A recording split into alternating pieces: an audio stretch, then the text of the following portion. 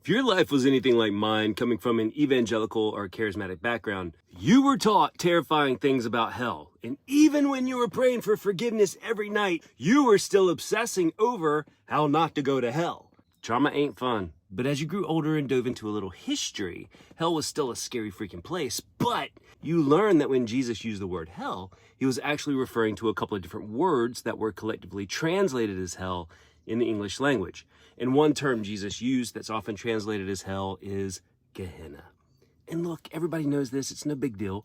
But whenever that word Gehenna is brought up, you'll have someone slide in with, "How you doing? You know, when Jesus used the word hell, he was referring to Gehenna, which was actually a garbage dump outside the city." And you're like, dang, a garbage dump? You're blowing my mind. It all makes sense now.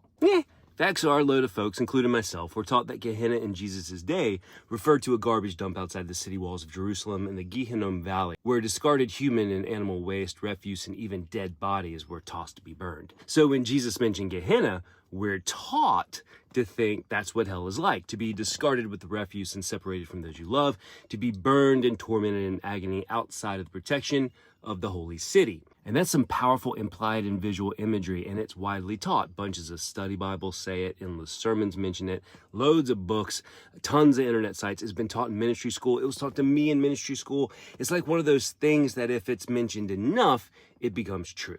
But the idea of Gehenna as a garbage dump is a myth that's been perpetuated since the 11th and 12th centuries. While the Ge-Hinnom Valley is indeed a real place and you can go there and visit today, it was never a garbage dump for the entire city of Jerusalem. Now, this being said, it was a place in pre-exilic times that had horrendous things happen there according to the Bible. And because of that, it represented some terrible, horrible things in exilic and post-exilic Hebraic consciousness, and thus was used by Jeremiah, Isaiah, and Jesus to illustrate a great many things related to that. And for those details, and there's a lot of them, I have a 3-hour workshop where I go in depth on that, and you can find it right here. But there is absolutely no archaeological evidence of Gehenna being used as a garbage dump. In fact, recent archaeological digs prove that the garbage dumps of Jerusalem were elsewhere around the city, primarily on the eastern slopes of Jerusalem's southeastern hill, where trash would be collected to be dumped over the slope, quickly burned, and then covered with dirt. But there's zero evidence that the Valley of Ge-Hinnom had this happen there